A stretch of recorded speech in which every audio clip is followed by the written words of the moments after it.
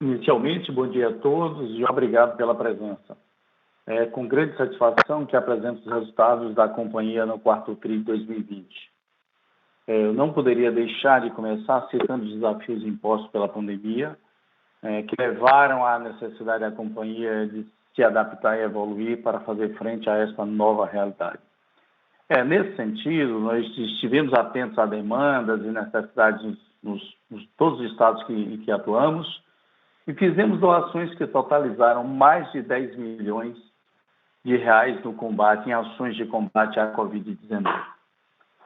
Avançamos no processo de transformação digital de nossas empresas, oferecendo aos nossos clientes novos serviços por meio dos nossos websites, apps e atendente digital, como, por exemplo, parcelamento online de faturas e pagamento com cartão de crédito.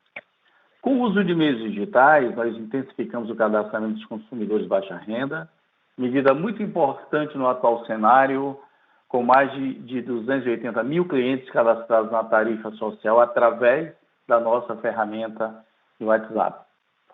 Implementamos protocolos de biossegurança para as equipes de campo e atendimento comercial, observando as orientações e restrições de cada localidade, e seguimos, até o momento, com um regime misto entre presencial e home office, nas estruturas de apoio, sempre zelando pela qualidade dos nossos serviços e pela saúde e bem-estar dos nossos colaboradores. Nesse contexto de adversidade, é uma satisfação comunicar um trimestre de performance sólida, como poderemos ver nos próximos slides, no qual avançamos nos processos de turnaround no Piauí e Alagoas, e também na execução e operação dos nossos projetos de transmissão. É um projeto que ele se consolida e realmente temos o prazer de fazer essa comunicação. No próximo slide, eu apresento os destaques do trimestre e, posteriormente, Léo falará sobre os nossos resultados operacionais e financeiros, antes de iniciarmos nossas considerações finais e, por fim, a sessão de perguntas e respostas. Agora, avançando para o slide 3, eu começo com os destaques do período.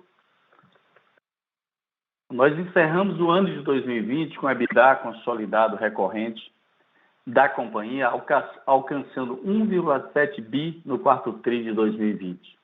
Isso foi um crescimento de 34,8% ao quarto tri de 2019. Uma forte performance fruto da gradual recuperação econômica em nossas áreas de concessão e da gestão eficiente do nosso OPEX. Mais adiante, Léo trará maiores detalhes sobre essa nossa evolução. No capítulo de investimentos, nós investimos 917 milhões no trimestre em nossos ativos de distribuição e transmissão. Quer dizer, um volume 59% superior executado no trimestre, em relação ao trimestre imediatamente anterior, mesmo com os desafios da pandemia. Ainda vale destacar que terminamos o ano com uma posição de caixa consolidada muito robusta, de 7,7 bilhões de reais. Esse valor é um valor 8% superior ao trimestre anterior e 30% acima do mesmo período do ano passado. O que nos dá uma maior tranquilidade para navegar nas incertezas do atual contexto de pandemia e nos posiciona de maneira competitiva para aproveitar eventuais oportunidades de alocação de capital. Como resultado, encerramos o período com uma alavancagem de 2,1 vezes no trimestre, posição estável em relação ao terceiro tri de 2020. Com relação ao desempenho das nossas distribuidoras, eu destaco o crescimento do volume consolidado de venda de energia, que avançou 1,7%, sendo 3,4% na Equatorial Maranhão e 2,5% na Equatorial Piauí. Um excelente resultado considerando o contexto atual e as frequentes medidas de restrição de circulação e de atividade. Operacionalmente, nós entregamos mais um trimestre de contínua evolução dos nossos indicadores de duração e frequência de interrupções, os famosos DEC e FEC, tanto os nossos ativos maduros quanto em Piauí e Alagoas, empresas em processo de turnaround. Nesse contexto, vale destacar o resultado do ranking de continuidade da ANEEL, que mede o desempenho do fornecimento de energia em comparação aos limites regulatórios. Em 2020, A Equatorial Pará foi a segunda melhor empresa do país, entre as concessionárias com mais de 400 mil clientes. E, juntamente com a Equatorial Maranhão, ela ocupa o primeiro quartil do ranking. Isso demonstra o nosso compromisso e ação no sentido de entregar um serviço de qualidade cada vez melhor para nossos clientes.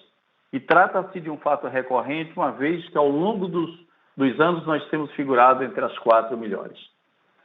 Outro destaque importante do período foi a aprovação da revisão tarifária extraordinária da Equatorial Piauí, em dezembro. Uma importante etapa no processo de criação de valor, que possibilitou o incremento da base de ativos para o total de 1,7 bilhão de reais, em valores aproximados, além da indenização das sobras físicas de 356 milhões, líquido de tributos, e foi pago via recursos da RGR. No segmento de transmissão, o avanço físico combinado dos projetos atingiu 100% em fevereiro de 2021, com 75% da RAP, com 75% da RAP já em operação ou sendo recebida através do termo de liberação de receita.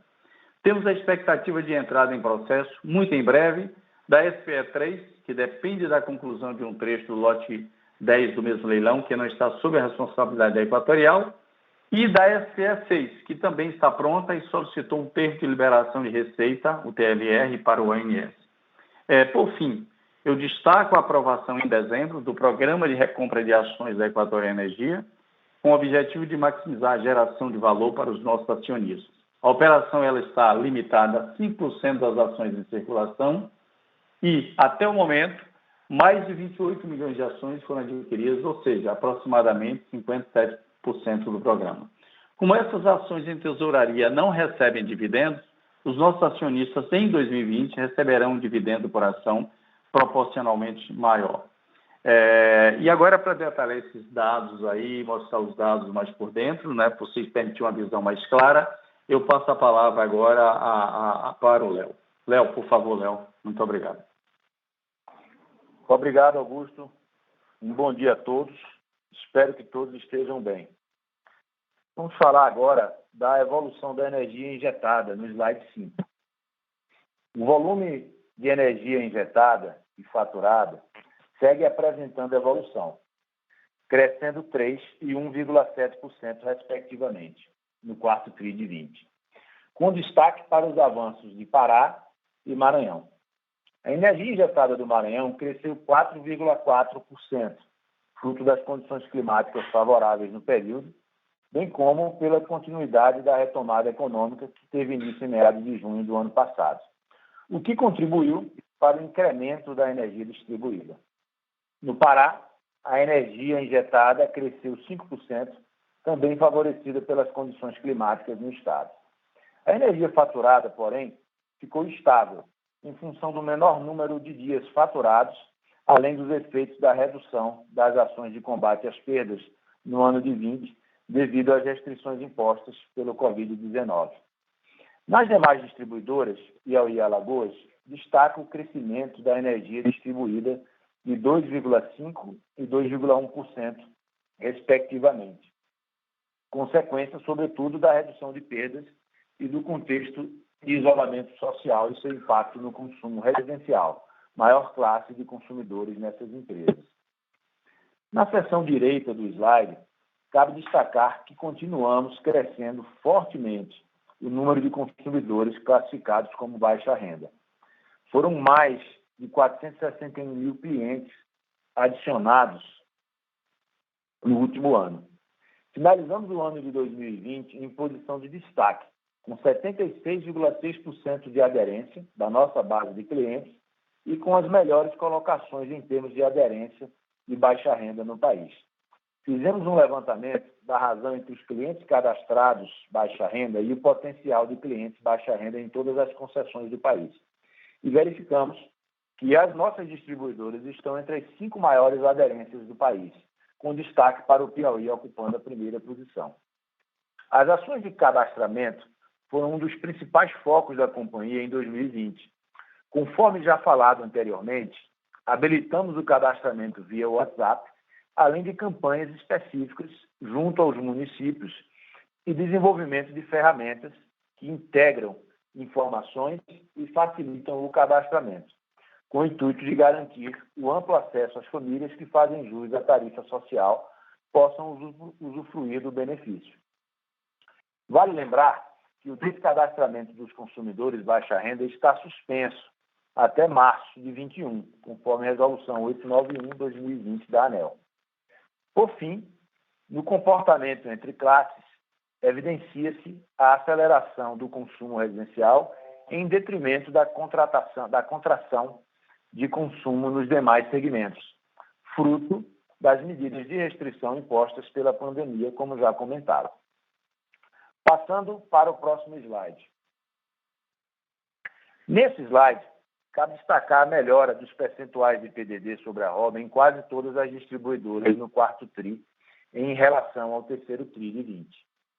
Esta evolução, em parte, deve-se à atualização anual da matriz de provisão, que capturou a melhora do perfil, especialmente nos novos ativos do Piauí e Alagoas. No caso específico do Pará, este mesmo processo gerou um impacto negativo de praticamente todo o valor da PDD no trimestre. Se não fosse a atualização da matriz de aging, a PDD do Pará teria sido próximo a zero neste trimestre. Outro ponto de destaque é o excelente resultado do nível de arrecadação, que permaneceu acima de 100% neste trimestre para todas as nossas distribuidoras, especialmente o Pará e o Piauí, que apresentaram índices de arrecadação superiores a 103%. Esse efeito é fruto do trabalho que a companhia vem realizando de renegociação de débitos e da possibilidade de retomada das ações comerciais desde o terceiro TRI de 20. Avançando para o slide seguinte, no slide 7, mostramos as perdas totais em nossas distribuidoras. Aqui, destaco os estados do Piauí e Alagoas, que seguem avançando consistentemente nos seus processos de turnaround, incluindo o combate às perdas. E, pelo 7º trimestre consecutivo, é possível observar queda no percentual de perdas no Piauí e pelo 5º trimestre consecutivo em Alagoas. No Maranhão, as perdas de energia no quarto TRI de 2020 apresentaram um leve aumento em decorrência do cenário mais adverso imposto pela pandemia. Já no Pará, o aumento de 0,9 pontos percentuais em comparação ao trimestre anterior traz o efeito da adequação à resolução número 863 da ANEEL, ocorrida no terceiro TRI de 20, que alterou o calendário para clientes do Grupo A, cujo faturamento passa a ocorrer no mês civil. Como consequência, no processo de adequação à resolução, parte do faturamento do quarto TRI de 2020 foi antecipado para o terceiro TRI de 20. Vale notar, no entanto, que além desse efeito, há também um impacto da interrupção das ações de perdas durante a vigência da resolução ANEEL 878. As perdas não técnicas são um grande ofensor aos resultados do Pará, e o nosso plano em 2020 de avançar com obras importantes para a redução das perdas ficou comprometido em função das restrições das atividades. Temos metas ambiciosas de implantação de SMC em 2021 em duas áreas importantes. Estamos atentos, acompanhando a evolução dos casos e medidas dos governos estaduais para conter o avanço da pandemia. A boa notícia é que, em Belém, o calendário de vacinação já se encontra na faixa etária de 60 a 67 anos, ou seja, está em estágio mais avançado do que outras capitais do país. Passando para o próximo slide, no slide 8, vemos os indicadores de qualidade. Pará e o Maranhão continuam bem abaixo da meta regulatória. O Pará apresentou uma forte redução de 21,3 horas para 20,2 horas, melhora de 5,2%. Aproveito para destacar novamente o ótimo desempenho obtido no ranking de continuidade da ANEEL, que mede o desempenho do fornecimento de energia em comparação aos limites regulatórios, com Pará e Maranhão sendo, respectivamente, a segunda e oitava melhores empresas do país, ou seja, dentro do primeiro quartil, entre as concessionárias com mais de 400 mil clientes. Quanto aos novos ativos, reforçamos que o turnaround segue em pleno vapor e que a todo momento nos surpreendemos com a velocidade da melhora nos nossos indicadores. Isso só tem sido possível em função do amadurecimento dos nossos processos e fortalecimento da estrutura do Grupo Equatorial. As novas distribuidoras também apresentam melhora no DEC, sendo destaque a Equatorial Alagoas, com redução de 11,3%, de 21,8 horas para 19,3 horas no quarto TRI de 20, em comparação com o trimestre anterior. No trimestre, as novas distribuidoras também apresentaram evolução no FEC, ambas com desempenho abaixo do limite regulatório, como podemos acompanhar no próximo slide. Passando ao FEC, no slide 9, importante observar que pelo quarto TRI consecutivo, todas as nossas concessões estão enquadradas nos patamares regulatórios. O principal destaque fica por conta da Equatorial Alagoas, que apresentou um recuo de 14% no quarto TRI de 20, quando comparado ao terceiro TRI de 20, e de 41% versus o terceiro TRI de 19.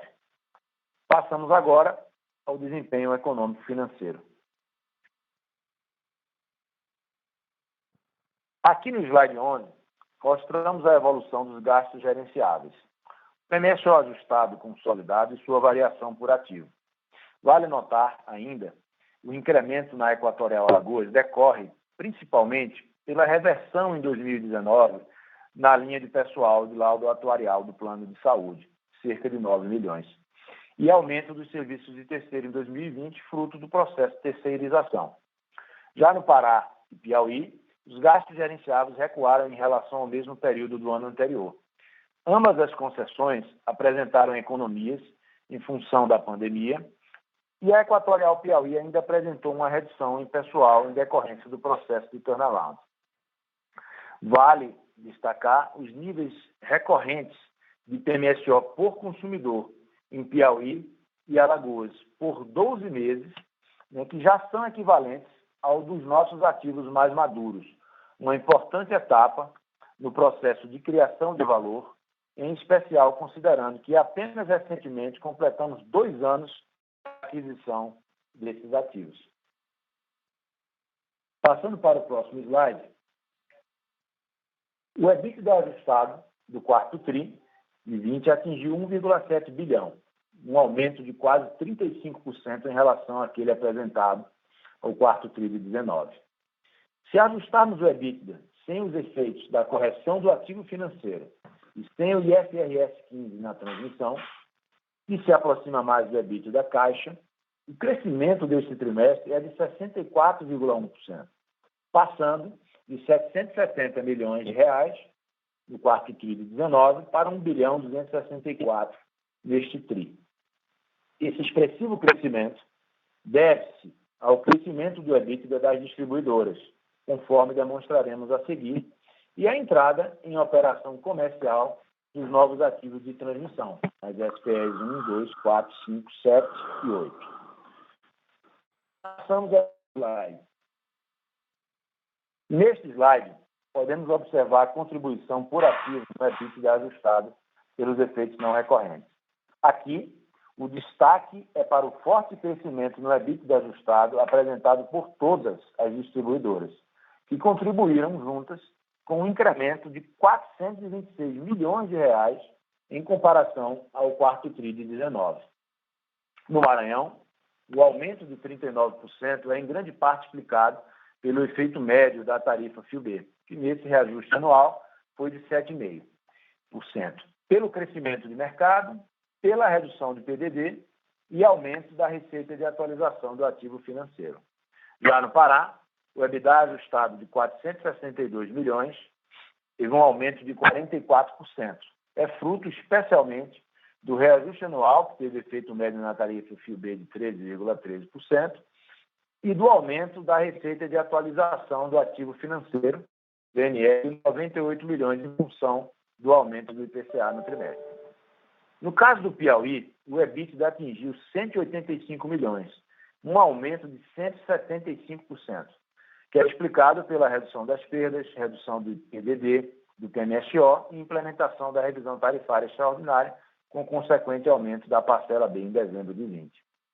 Em Alagoas, a variação é em grande parte explicada pela revisão tarifária extraordinária, RTE, e pela redução da PDD, atingindo 143 milhões de EBITDA, contra 87 milhões no quarto TRI de 19, um aumento de expressivos 64%. Na transmissão, a desaceleração do CAPEX gerou uma redução na receita de ativo de contrato, em função do IFRS 15. Nos demais negócios, o aumento de 125 milhões reflete efeito positivo na comercializadora, da marcação ao mercado de contratos de energia.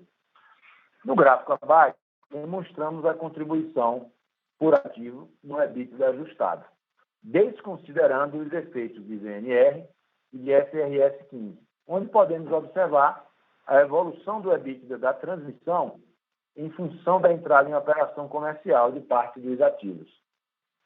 Passando para o slide 14. No próximo slide 14, apresento a proposta de distribuição de dividendos. Destaco que, com base no resultado alcançado em 2020, foi proposta a distribuição de 707,2 milhões em dividendos, a serem aprovados na próxima Assembleia, um valor de 119% superior ao distribuído no ano passado. Destaco em especial a Equatorial Alagoas, que neste ano realizará sua primeira distribuição de dividendos sob a gestão do grupo, tendo proposto um total de 64,1 milhões, resultado do round iniciado há menos de 2 anos, em fevereiro de 2019. Passando ao slide seguinte. Como pode ser observado nesse slide, mesmo no atual contexto de pandemia e com a redução dos investimentos em transmissão, investimos 2,9 bilhões no ano de 20. No trimestre, foram 917 bilhões alocados, valor 59% superior ao trimestre imediatamente anterior, puxados pela execução de investimentos em distribuição, principalmente nos estados do Piauí e do Maranhão. Os investimentos no segmento de transmissão atingiram um pico em 2019 e agora vem desacelerando em função da conclusão dos projetos. Houve forte queda do valor despendido no quarto TRI de 20, passando para 269 milhões no trimestre, ante 570 milhões no mesmo TRI do ano anterior.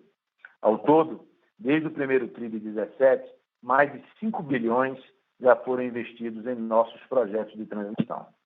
Importante destacar que em dezembro de 20, a Equatorial Maranhão e a Equatorial Pará contrataram junto ao BNDES o financiamento para o CAPEX dos próximos anos. Com esta contratação, o grupo assegurou o financiamento dos investimentos dos anos de 21 a 2023 para todas as suas distribuidoras. Passamos ao próximo slide. No slide 16, mostrando que a dívida líquida foi reduzida em pouco mais de 200 milhões em relação ao trimestre anterior, totalizando agora 10,2 bilhões, e a relação dívida líquida por EBITDA, que considerando os ativos 100% consolidados, alcança 2,1 vezes nesse TRI, o que nos dá flexibilidade para aproveitar eventuais oportunidades de mercado com relação à alocação de capital. O grupo mantém a sua sólida posição em caixa, encerrando o trimestre com 7,7 bilhões em caixa, que é suficiente para pagar mais de 2 anos do vencimento da dívida. Passando para o próximo slide.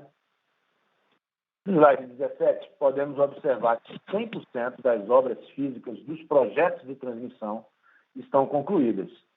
Hoje, 75% da RAP desses projetos já está operacional, o que representa uma receita de 721 milhões. Lembrando que possuímos outro ativo de transmissão operacional, em tese, que possui mais 169 milhões de RAP. Aqui, é importante destacar que, a partir deste ano, teremos parte significativa da geração de caixa livre advinda do segmento de transmissão, que contribui para a maior estabilidade dos fluxos de caixa, assim como gera liquidez, que poderá ser aproveitada em novas oportunidades de crescimento.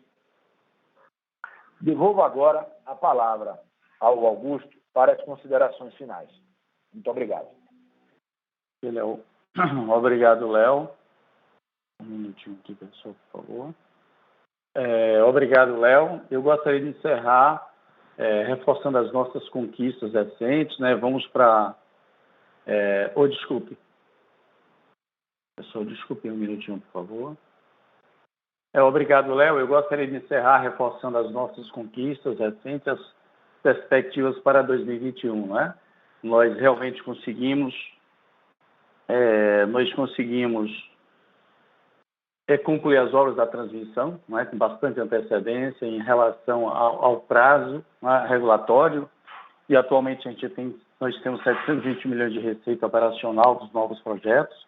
Isso é muito interessante para a gente.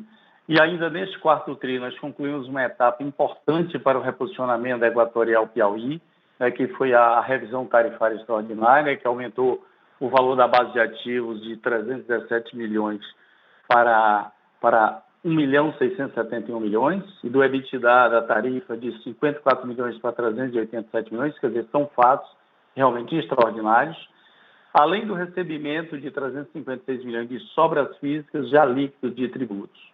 Né? São fatos também muito interessantes, fatos que ajudam a gente até, naturalmente, é uma distribuidora que tem algumas fragilidades do ponto de vista de CAPEX, isso vai permitir a gente acelerar e fazer os CAPEX e oferecer uma qualidade cada vez melhor para os nossos clientes daquela. As novas distribuidoras, falando aí de Piauí e Alagoas, elas seguem estágios avançados no processo de turnaround, apresentando uma evolução consistente nos seus indicadores de qualidade, além de níveis de PMSO, conforme destacado por Léo, né, o PMSO por consumidor, similares aos das nossas concessões mais maduras. Né? Quando nós adquirimos, a gente fez um call com o mercado mostrando que avançaríamos, e aí, como se diz, o avanço é muito surpreendente, que nós estamos chegando muito célere e com qualidade. Como principais perspectivas para o ano, na distribuição, nós teremos o processo de revisão tarifária na Equatorial Maranhão a ocorrer no terceiro TRI. No segmento de transmissão, a partir deste ano, nós teremos todas as SPEs em operação, fortalecendo o nosso EBITDA e geração de caixa, ou seja, esse segmento traz um EBITDA equivalente à Equatorial Maranhão. Então, é bastante representativo para o grupo e, como o Léo destacou, gerando caixa livre. Ok? No segmento de transmissão, a partir... Ok? E, por fim, nós seguimos com a agenda forte de crescimento e, recentemente, reestruturamos a área de M&A, dando mais robustez e senioridade para a equipe, e hoje estamos analisando um pipeline de projetos muito mais extenso. Também reforçamos no início do ano as áreas operacionais, com superintendências regionais desde o início do ano, para deixar a alta gestão mais próxima da operação, né, de forma a suportar o crescimento. Ou seja, pessoal, eu gostaria de destacar que, em função desse crescimento da Equatorial, nós investimos muito em pessoas, um ativo muito importante. A gente tem uma boa parte do meu tempo, eu diria uma parcela muito grande, eu dedico a gente na seleção de pessoas, junto com as áreas operacionais, a área do RH, e para suportar esse crescimento, gente, faz-se mais do que necessário. No dia 4 de janeiro, nós colocamos em operação um projeto muito grande, que foi uma estrutura no futuro, né? Até para espelhar, para ancorar todos esses novos negócios também, a estrutura corporativa, a estrutura operacional.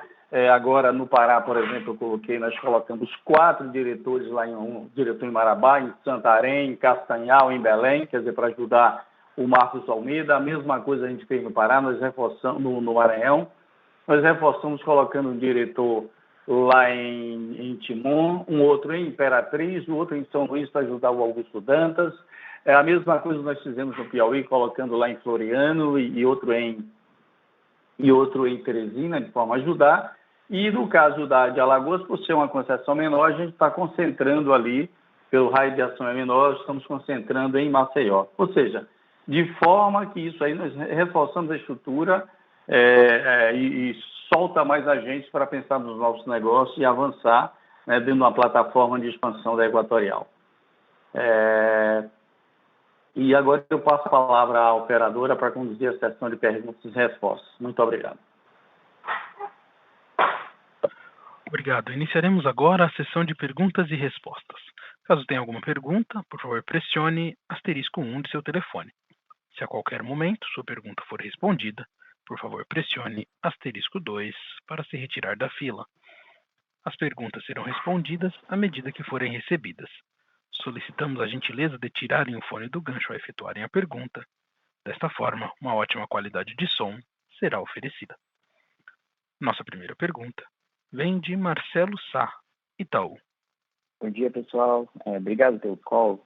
Eu tenho duas perguntas. A primeira em relação à estratégia de crescimento, né? Vocês estão com uma equipe bem robusta, investiram no time de M&A. Eu queria entender qual é a expectativa que a gente tem que ter para o leilão do SEDAI. Se vocês estão focados, se tem algum lote específico que faria sentido.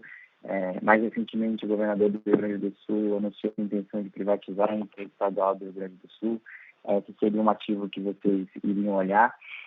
E ainda dentro desse contexto de crescimento, né, se agora com esse ano, né, que vão entrar 100% os projetos todos de transmissão, se vocês teriam interesse de eventualmente vender transmissão ou fazer um IPO da transmissora para conseguir financiar esse crescimento em saneamento. Essa é a primeira pergunta. E a segunda pergunta é em relação à notícia que a gente vai ter uma reunião na sexta-feira da ANEEL para analisar medidas para a crise, né, para essa segunda onda do Covid. E a minha pergunta é se vocês imaginam que pode ter novamente algum tipo de restrição a corte que nem teve na primeira onda. É isso. Obrigado. Marcelo, obrigado, Marcelo, pelo participar e pelas perguntas. Léo, eu vou começar e fique à vontade de você também interferir e complementar, certo? Marcelo, é o seguinte, sobre o crescimento, na verdade, não é segredo, a Equatorial ela tem se estruturado. Só lembrando, lá nos primórdios, a Equatorial ela era reativa, né? Apareceu uma oportunidade. Hoje não, a gente tem uma carteira estruturada, né? Uma área de novos negócios, que ela está full time lá pensando e buscando oportunidades, né? Então, por exemplo, a SEDAI que você falou, vocês viram aí o movimento da gente em relação à Cariacica, em relação a Casal. Por quê? Porque a gente analisou aqueles ativos especificamente, eles valeram a pena e dentro de todo o rito que tem dentro da Equatorial valeu. Quanto à questão de SEDAI, eu diria que não tem nada definido. Eu tenho que seguir todo o rito lá dentro da própria diretoria, depois passar pelos comitê, e depois subir lá para o conselho para deliberar. Então, eu não tenho realmente... a gente tem que olhar, a gente olha, mas eu não tenho nenhuma deliberação ainda. A mesma coisa com a C3E, que você falou. A gente tem dito que até pelo player que a gente é no segmento, a gente é obrigado até a olhar, mas a gente vai, se o negócio for prudente, se o negócio realmente cabe e faz sentido para a Equatorial, tá? Então, a mesma coisa a C3E, esse assunto ainda não tramitou em todas as instâncias, então eu não tenho também essa determinação, essa deliberação do Conselho. Então, realmente não tenho nada para te informar nesse sentido ainda assim, tá? Sobre a questão da transmissão, como eu tenho dito, a transmissão é um bom problema, né? Você vê agora que tudo está ficando agora até o final do mês operacional. Nós estamos falando de EBITDA lá de quase 1 bi, né? De uma RAP de quase 1 bi. Então, significa que como eu digo, é um bom problema. Então, não tem sentido também eu vender isso ou fazer qualquer operação com a transmissão se não tiver uma boa razão. Até pela questão, né, a questão do recolhimento de imposto, do ganho de capital, tá? Então, se surgir um bom motivo, a gente tem discutido internamente com o Comitê de Investimento, com o Conselho, estratégias para fazer com isso. O que eu diria que agora, nesse momento, não tem sentido, não tem motivação para você desfazer esse ativo agora que ele está gerando essa quantidade de caixa aí, ok? Quanto à questão da ANEEL, da crise da Covid, a crise persiste. O que eu posso dizer para você, não sei o que está na cabeça da ANEEL, realmente não sei, mas o que eu posso dizer é que essa crise, eu estou olhando já de uma maneira mais positiva, porque eu acho que tem uma vacina, o processo de vacinação está avançando, então eu acho que a tendência é tomar uma maior celeridade, o primeiro fato. A primeira coisa, a gente também, aquele primeiro momento lá de março do ano passado, ele foi mais crítico, por quê? Porque ali a gente, na parte do digital, a gente às vezes faltava dar alguns pulos, e nós demos nesse período, um período que nós desenvolvemos muitos projetos estratégicos dentro da Equatorial, tanto do ponto de vista de estrutura, do ponto de vista de plataforma digital, né? Quer dizer, nós espantamos com o avanço. Por exemplo, a gente queria muito fazer com que o cliente não fosse na agência, mas fosse mais via as ferramentas, né? Um projeto que a gente tinha antes, e a pandemia forçou os clientes a fazerem isso. Como eles tiveram boa experiência, eu acho que isso foi uma coisa positiva. Então, esse é um outro fator que eu destacaria como positivo. E aí, Marcelo, é o seguinte, caso a ANEEL decrete isso, na verdade, isso ela tem que também trazer no bojo disso as medidas compensatórias, tá? É a expectativa que a gente acha que o bom senso está sendo julga que a medida compensatória tem que vir no bojo de qualquer decisão, caso a ANEEL venha tomá-las. Tá ótimo, obrigado. Só complementando um pouco na questão da ANEEL, acho que todo mundo um pouco preocupado com a magnitude dos reajustes tarifários que a gente deve ter, dado efeito de GPM, né, efeito de Itaipu. Eu sei que Itaipu não impacta especificamente a distribuidora de vocês, mas impacta o resto do setor. Você acha que pode ter alguma medida de algum tipo de ferimento forçado para as companhias? Na prática, eu sei que elas têm que solicitar o diferimento, né? Mas, de alguma forma, elas serem forçadas a fazer isso pelo regulador para mitigar os aumentos tarifários. Tem alguma coisa que está sendo discutida hoje no âmbito da ANEEL, como, por exemplo, algum tipo de diferimento de pagamento de Itaipu, enfim, algo que possa mitigar o efeito dos aumentos tarifários que esse ano? Marcelo, a gente vê aí falar de reajustes acima de 2 dígitos, né? Realmente isso impacta, né? Isso impacta até no momento, conjugado com todo esse momento, esse cenário que a gente, esse pano de fundo que a gente está vivendo aí, tá? Isso é preocupante. A minha experiência com a ANEEL nesse sentido, ela tem sido muito tranquila. A ANEEL, ela realmente, ela discute, ela chama, ela discute, ela busca fórmulas com a gente, né? O que a gente... E é lógico, a gente formalizar, né, manifestando. Eu não acredito numa forçação de barra, mas eu queria destacar aqui que a Equatorial ela tem uma plena consciência da nossa área de atuação, do nosso papel social também, e sempre que possível a gente faz um diferimento de forma a mitigar um pouco esse impacto, tá? A gente faz. O que eu enxergo nessa questão aí, você está vendo que tem essa questão do PIS e COFINS. Eu acho que tem, se você olhar nessa questão, até a própria postura da Equatorial, ela foi muito, nessa questão do PIS e COFINS sobre a CMS, ela foi muito tranquila, a gente foi muito conservador. A gente entende que tem uma parcela em controvérsia e que eu acho que a ANEEL é uma possibilidade de ela lançar a mão. Eu já vi também a própria ANEEL, ela se manifestar aí na imprensa falando até, já que a parcela B ela é muito pequena para suportar qualquer balanço assim, eu já vi uma manifestação dela no sentido de envolver outros atores também da cadeia, tá? O que me parece que faz todo sentido, tá, Marcelo? De formas a tentar mitigar isso aí. Bom, Augusto, só complementando, acho que vale complementar aqui a questão do tamanho hoje, né, que a parcela B possui na tarifa, né, como um todo. Já é um tamanho, né, que é ali por volta de 30%, às vezes um pouco abaixo, né? Eu acho que vale também mencionar, comentado na apresentação, o empenho que a gente tem tido, né? Estamos nas nossas 4 distribuidoras, estão ali ocupando os primeiros lugares do ranking, né? Na busca pela concessão da tarifa social, né, no baixa renda. Foi um avanço expressivo, né? Nesse sentido, no momento em que tiver também entrando as discussões de reforma do setor, a gente entende que o próprio baixa renda ele poderia ter uma tarifa mais equalizada em todo o país e não um desconto, né, partindo da tarifa vigente, que em alguns lugares, por questões estruturais da política tarifária, ela é um pouco mais elevada, né? Então, e como Augusto bem mencionou, a questão dos créditos de PIS e COFINS, né? A gente teve uma das primeiras empresas a transitar em julgado e já recuperamos 630 milhões de reais, né, apenas no ano de 2020, né, que são mecanismos, junto com a medida provisória recém-lançada, né, que visam atenuar. Mas a gente acredita, como sempre tem sido, que deverá ser sempre com bastante equilíbrio. Tá ótimo, obrigado. Aí, Marcelo, você falou também, se referiu a Cosan, encaixa muito naquele contexto da minha resposta, tá?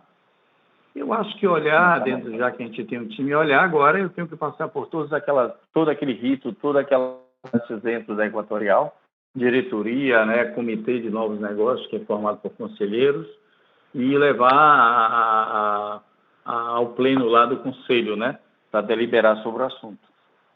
Nossa próxima pergunta vem de Carolina Carneiro, Credit Suisse. Oi, pessoal.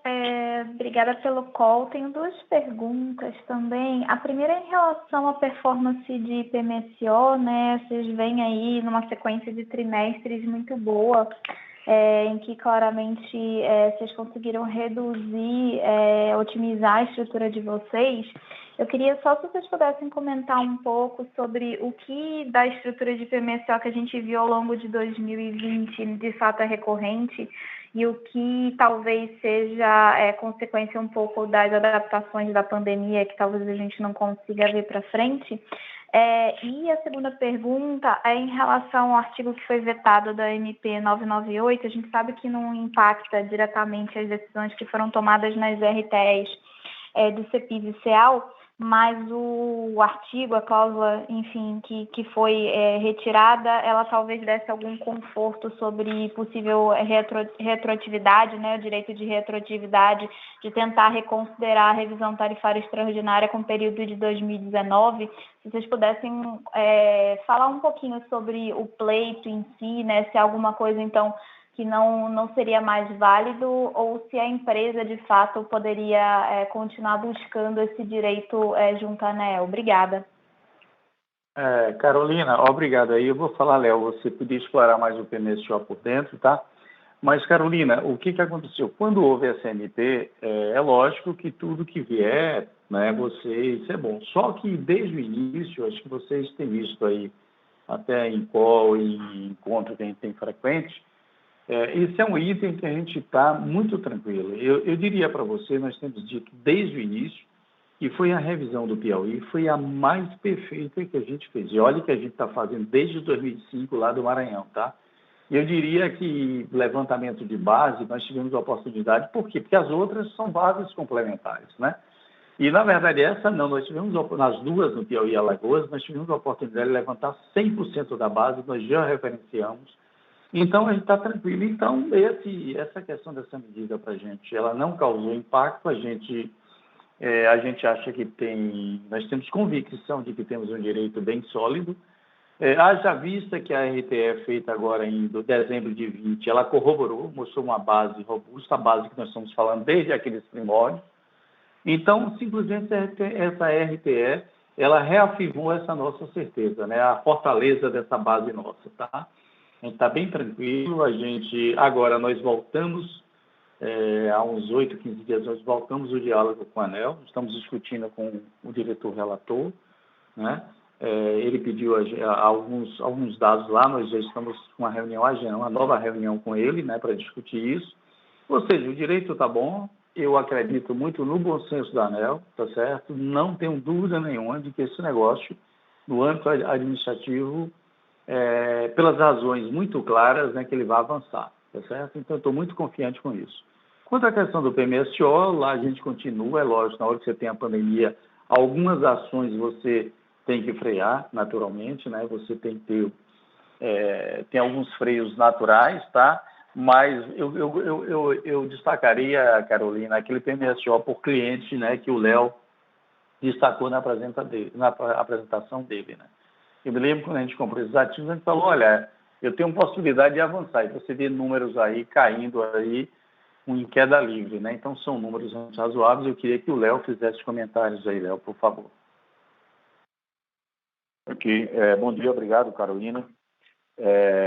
Que a gente não viu nada muito relevante já de pandemia e de economia associada à pandemia no quarto tri. Talvez algo em torno de 5 a 6 milhões de reais. E ali entre o segundo e o terceiro tri, aproximadamente uns 60. Então, o quarto tri está basicamente praticamente limpo, né, de efeitos de pandemia, exceto por esses algo em torno de 5 a 6 milhões, Carolina. Tá certo. Obrigada pelas respostas. Eu que agradeço. Nossa próxima pergunta vem de Flávia Sonis, do Goldman Sachs. Oi, pessoal, bom dia, tudo bem? Obrigada pelo call.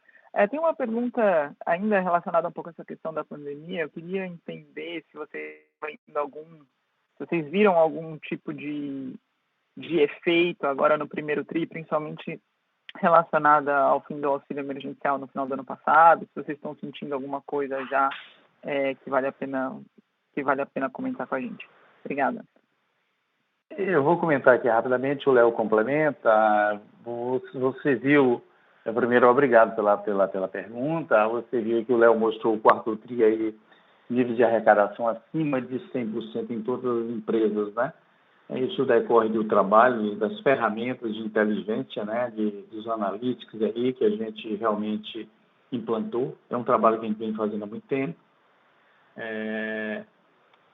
Então, isso, por exemplo, quanto a receber, você às vezes não é parcelar em 1000 vezes, às vezes você tem que botar a parcela que caiba dentro do bolso do cliente. Então, essa coisa a gente vem aprimorando ao longo do tempo e tem dado bons resultados, né? Já há um bom tempo que a gente está vendo isso.